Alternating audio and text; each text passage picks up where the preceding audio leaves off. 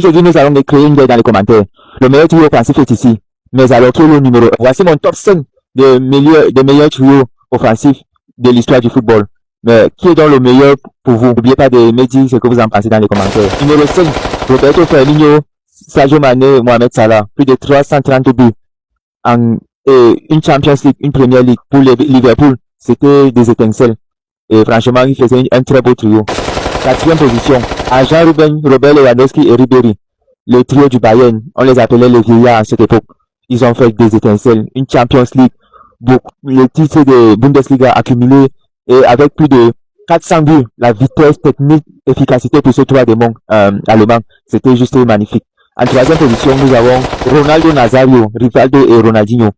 Une Coupe du Monde pour le Brésil en 2002, c'était de la magie. Avec plus de 18, je crois, 19 buts en une seule Coupe du Monde. C'était très joli à voir, très technique. Les gars driblaient tout le monde.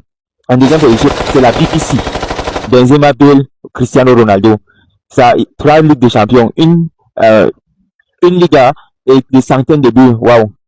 C'était la période que la Liga chauffait encore. La Liga était la meilleure ligue. Et ils ont bien rivalisé avec le premier. Restez scotché pour le premier. En numéro 1, nous avons la MSN. Messi, Suarez, Neymar. Ça, c'est le top des tops.